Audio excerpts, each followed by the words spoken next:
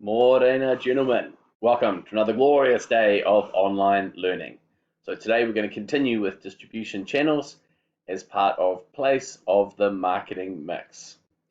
So businesses must choose an appropriate and effective distribution channel because it's important for some businesses to allow consumers to access the products before they purchase them, such as the try before you buy slogan. So we've got a little example down here of a shoe shop.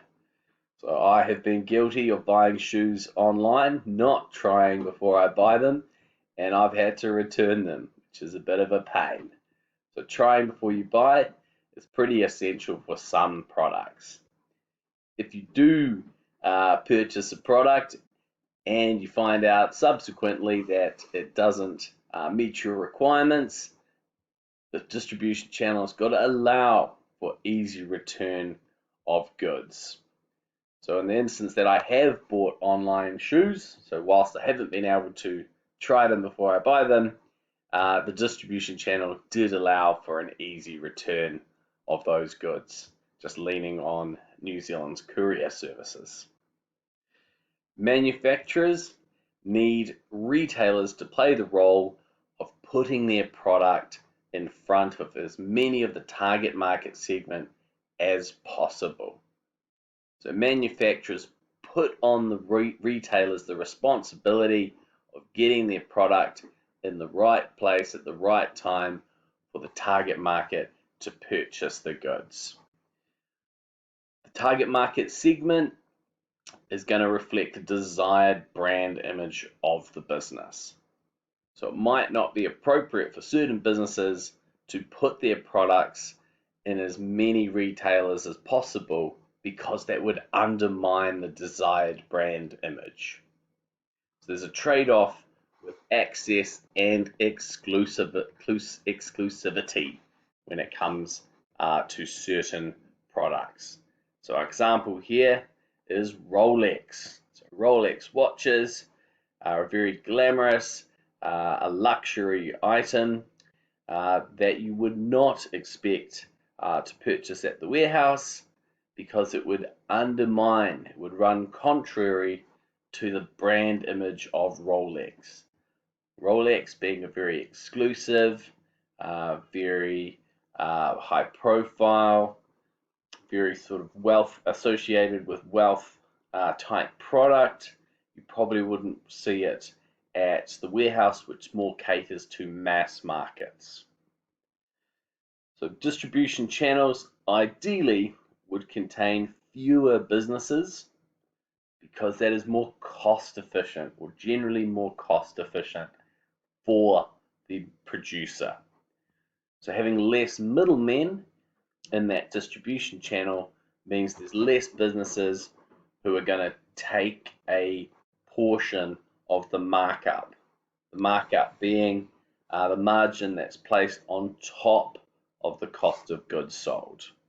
So having less businesses clipping the ticket or taking a slice of the pie is going to mean that the ultimate producer is going to be able to take a greater share of the profits. It's going to be more cost efficient.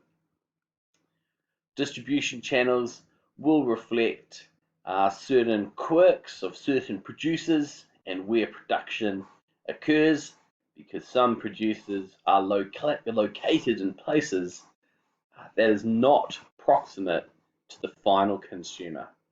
A classic Kiwi example are our wonderful farmers. So our farmers produce our glorious meat, our farmers produce our glorious horticultural products, our fruits and our veggies, they produce our milk, and many of them are located in places that are far, far away from urban centres and urban households, which make up a large chunk of their customers. So farmers are going to be producing their meat, their vegetables, their milk in far-flung places throughout New Zealand. Maybe it might be in the depths of the King Country or the Waikato, or far up north, could be in central Otago. and they're producing goods that consumers in cities want. So it's just not practical for the farmer individually to try and sell directly to these urban households. They're going to have to tap into a distribution channel which takes their product all the way through to their target market segments, which might be far away in urban centres such as Auckland City. Tamaki Makaurau. The distribution channel a business uses will ultimately depend on the cost of the distribution channel. So how much profit will other intermediaries take essentially from the producer? The infrastructure or capital goods that the producer themselves owns. So if a producer themselves own delivery vehicles, or they own storage warehouses, they're likely to have a lesser need to use intermediaries. Smaller businesses have less infrastructure, less capital goods, so are more likely to rely on intermediaries in their distribution channel. The nature of the product is very much going to guide the business in terms of the distribution channel that they use. Are the goods perishable? Now, perishable means that the goods could go to waste easily over time. So a classic example is our vegetables. So vegetables are very perishable, but with refrigeration and sealing them up in airtight packaging, these vegetables can last a longer period of time. Fragile, so if a good is fragile, it breaks easily, we're probably going to be very careful about how we select our intermediaries in our distribution channel, because we don't want, after all that effort that our business puts into producing our fragile good, maybe it's some electronics or some artwork that might break easily, could be made of porcelain or a painting. We don't want our intermediary slapping it in the back of their van amongst a whole lot of other items and ultimately breaking before it reaches the customer. The value of the goods that we produce is absolutely going to reflect in who we partner with in our distribution channel. So if we're producing very expensive goods, we're likely to be very careful about selecting intermediaries that have a track record of integrity and have safety and security systems that are going to protect the goods from theft, whether that theft be from external burglars to your intermediary or actually workers within the intermediary's business. So refrigeration, that'll link to that perishability piece. So the likes of our meat and our veggies, and also processed food items. So maybe we're making some cheesecakes or similar. These goods are going to require refrigeration to keep them fresh and tasty for as long as possible to reach the end consumer. So refrigeration in your distribution channel is going to mean that the intermediaries have invested more capital into the capital goods that enable refrigeration. And there's going to be a limited amount of firms that supply refrigeration transport services. Whether a good is mass produced or customized, absolutely will reflect in the distribution channel that is selected.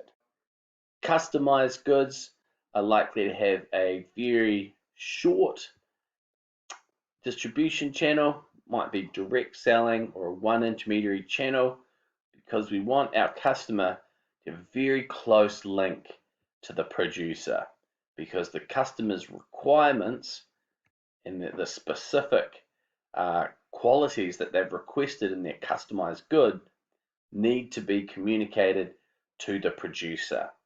And these communications might occur after the product reaches the customer, and they might want to give feedback to the producer or ask for some adaptations to the product.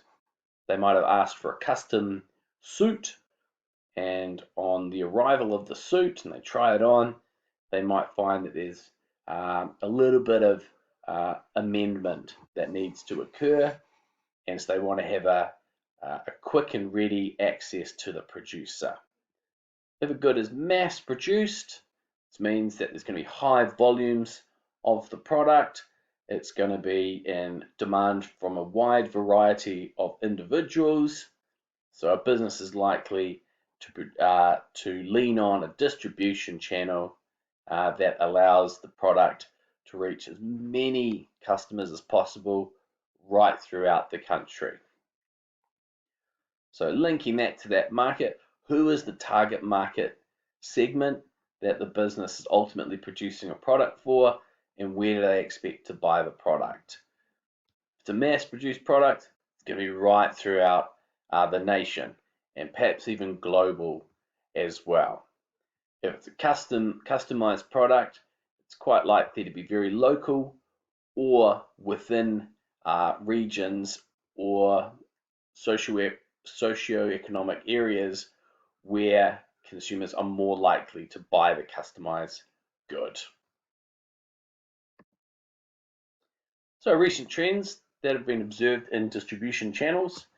Well, the internet has been a game changer. So the internet has allowed businesses to sell directly to customers more easily.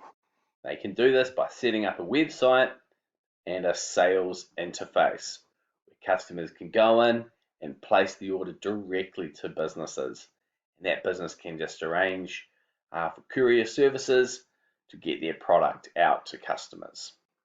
We call buying goods online e-commerce. Large supermarkets have taken on the role of both a wholesaler and a retailer, and they do this by holding large amounts of inventory in their own warehouses and moving products to their different supermarkets as respective supermarkets run lower on supplies. Supermarkets, whilst they do produce some of the goods that they sell, think about the bakery that will sit in your Countdown or your New World, your deli section.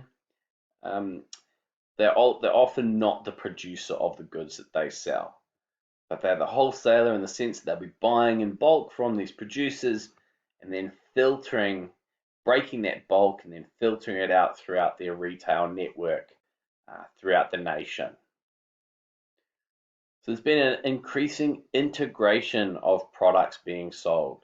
So what I mean there is it's packaging a few products together in the same space or sales space that customers can purchase them. So if you've ever been with your whānau, if they've booked flights on Air New Zealand, you'll find that buying a flight goes hand to hand with being offered travel insurance, car hire, hotel accommodation. The Air New Zealand also has a store as well where you can go in and buy other items as well. So that internet has been a big part of that in selling or offering a range of products at the same time to consumers. So businesses are increasingly using multiple distribution channels. We call this dual if there are two distribution channels that business uses, or omni if there are more than two distribution channels that are being used by a business. So Air New Zealand will be selling their goods, their flights rather, in an omni distribution channel fashion. You can purchase Air New Zealand flights through travel agents, through online websites such as webjet.co.nz, and you can also buy Air New Zealand flights from them directly on airnewzealand.co.nz.